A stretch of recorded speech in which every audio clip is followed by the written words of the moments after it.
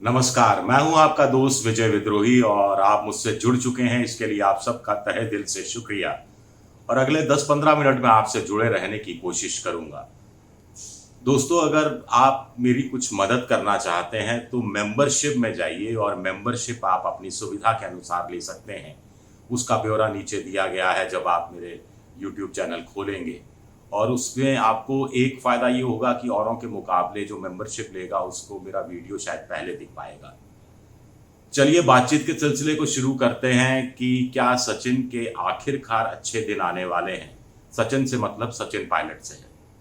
क्या वाकई में अब उनको चुनाव से रिलेटेड कोई बड़ी जिम्मेदारी, कोई बड़ा पद मिलने वाला है? इसके दो बड़े संकेत मिले हैं।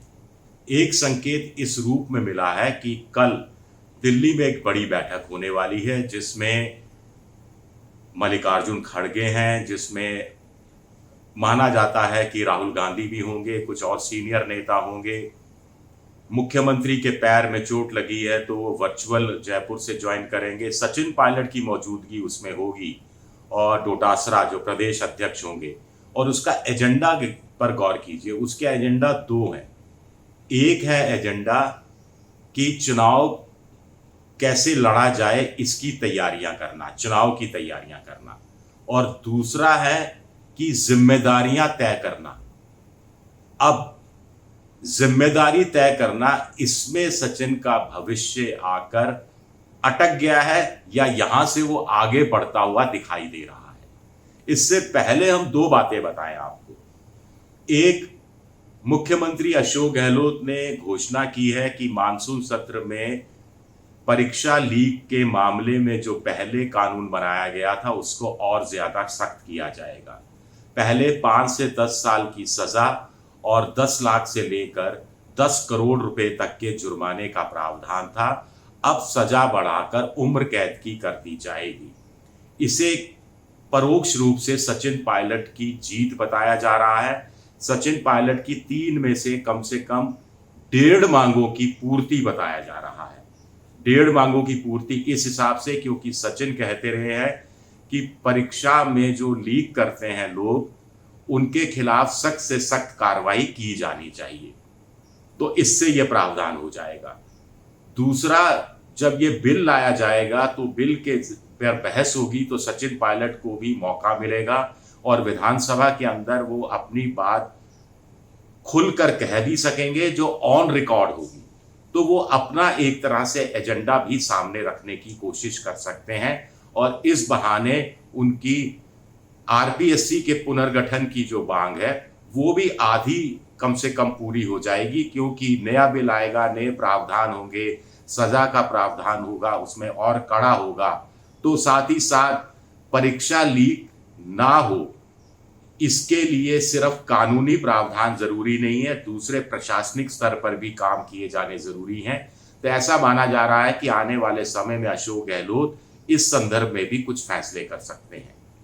दूसरी चीज जो सचिन पायलट के पक्ष में जा रही है कि आपको ध्यान होगा कि डोटासरा ने रंधावा के साथ मिलकर, जो प्रदेश के प्रभारी है, उनके साथ मिलकर सचिवों की एक सूची तैयार की थी जिसको वो केंद्र के पास, आला कमान के पास लेकर गए। सचिन पायलट के खेमे ने ऐतराज किया और सूची रोक दी गई।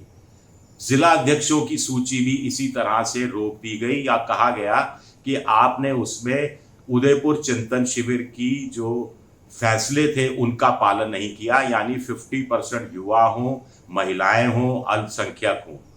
तो ये भी एक तरह से सचिन पायलट का खेमे का दबाव था जो काम आया है। और इस हिसाब से नए निर्देशों के हिसाब से जो केसी वेणुगोपाल जो महासचिव हैं उनकी तरफ से दिए गए हैं, उसमें फिर सचिन पायलट खेमे के लोगों को भी शामिल किया जाना डोटासरा के लिए एक मजबूरी हो जाएगा।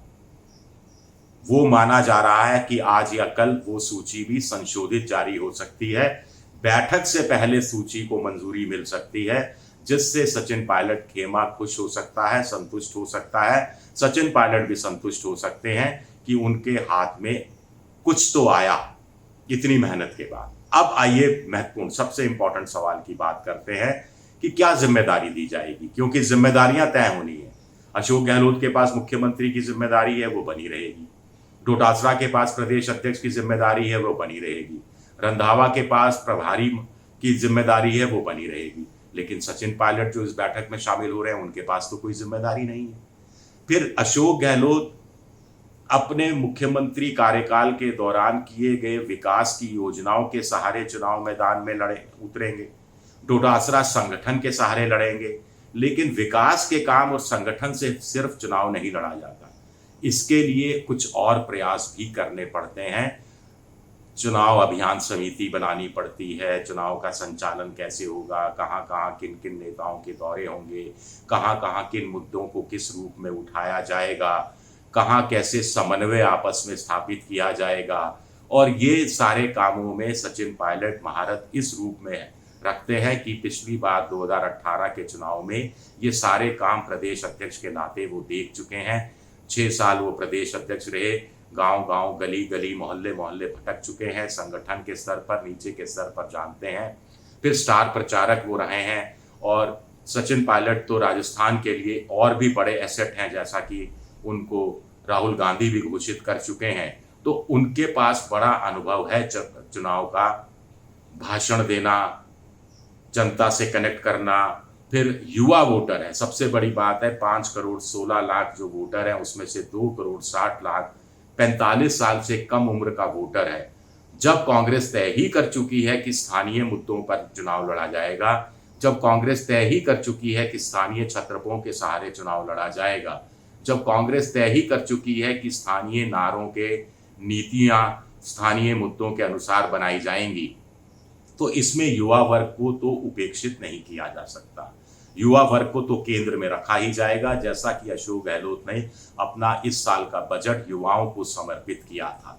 और परीक्षा के मामले में 1 लाख नौकरियां देने की बात कही थी, बेरोजगारी भत्ता देने की बात कही थी, और बहुत सारी योजनाएं युवाओं से संबंधित थी। हालांकि जो ओलंपिक गेम्स का ग्रामीण क्षेत्रों में, शहरी क्षेत्र में, ये भी युवाओं से ही इसका ताल्लुक है। तो स्वाभाविक है इसमें कहीं ना कहीं सचिन पायलट एक बड़ी भूमिका निभा सकते हैं, एक बड़े रोल में सामने आ सकते हैं, जो पार्टी के ही फायदे में होगी। प्रत्यक्ष रूप से अप्रत्यक्ष रूप से अशोक गहलोत के पक्ष में ही जाएगी चीजें उस रूप में, यानी फायदा उनको ही होगा अगर सचिन पायलट को इस संदर्भ में कोई बड़ी जिम्मेदारी दी जाती है। यह भी माना जा रहा है कि छत्तीसगढ़ का मसला सुलझाने के बाद, जिसमें टीएस सिंहदेव को उप मुख्यमंत्री बना दिया गया, राहुल गांधी राजस्थान के मसले को जल्द से जल्द सुलझाना चाहते हैं।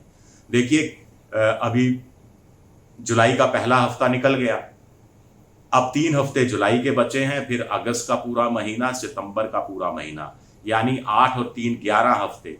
उसके बाद अक्टूबर के 2 हफ्ते और जोड़ लिए जाए, 13 हफ्ते। अक्टूबर के सेकंड वीक में तो आचार संहिता लागू हो ही जाएगी। तो ये 13-14 हफ्ते ही बचे हैं चुनाव के लिए, सक्रिय रूप से अपनी नीति रणनीति बनाने के लिए और चुनाव मैदान में उतरने के लिए। तो अब अशोक गहलोत और सचिन पायलट के बीच झगड़ा सुलझे, दोनों एक साथ एक मंच पर आए, एकता के साथ चुनाव लड़े, कांग्रेस को जिताने की कोशिश करें, ऐसी सदिच्छा, ऐसी मंशा राहुल गांधी जाहिर कर चुके हैं। और कल मुझे लगता है कि राहुल गांधी बैठक में मौजूद रहेंगे, ऐसा सूत्रों के अनुसार कहा जा रहा है। तो फॉर्मूले पर बातचीत हो चुकी होगी, आपसी सहमति हो चुकी होगी, इसमें मुहर लगना बाकी होगा। सचिन पायलट के लिए कहा जा रहा है कि वो बाहर जाने के लिए मना कर चुके, इसके लिए भी आला कमान मान गया है कि उन्हें कहीं महासचिव बनाकर कहीं महाराष्ट्र या कहीं बाहर नहीं भेजा जाएगा। अतिरिक्त जिम्मेदारी जरूर दी जा सकती है उनके कद को और बढ़ाने के लिए, उनके पद को, उनकी प्रतिष्ठा को और मान को, सम्मान को और बढ़ाने के लिए। लेकिन राजस्थान में चुनाव हो और सचिन पायलट राजस्थान में नहीं हो, ऐसा नहीं होने वाला। राजस्थान में चुनाव हो और सचिन पायलट के पास कोई बड़ी जिम्मेदारी हो, नहीं हो, बड़ी जिम्मेदारी नहीं हो, ऐसा भी नहीं होने वाला। तो ऐसे में सचिन पायलट और उनके समर्थकों को क्या लड्डू का ऑर्डर कर देना चाहिए, या फिर एंटी क्लाइमैक्स भी हो सकता है? बड़ा सवाल है। चलिए, शुक्रिया मेरा ये वीडियो देखने के लिए। पसंद आए तो लाइक कीजिए, सब्सक्राइब कीजिए, शेयर कीजिए, और ये जो घंटी जैसी आकृति है बेल आइकन दबा दीजिए ताकि नया वीडियो आए तो तत्काल आपको उसकी जानकारी मिल जाए। विद्रोही 7 मेरा ट्विटर हैंडल है, विजय विद्रोही 7 के नाम से मैं इंस्टाग्राम पर हूँ। और फेसबुक पर मेरा पेज है विजय विद्रोही पेज। मेरे 5000 मेंबर पूरे हो चुके हैं, इसलिए मैं किसी और को फेसबुक पर मेंबर नहीं बना सकता। तो लिहाजा फेसबुक पेज है मेरा विजय विद्रोही पेज, जहां आप मुझे फॉलो कर सकते हैं। मैं ये वीडियो वहां भी डालता हूं। शुक्रिया, बहुत बहुत शुक्रिया।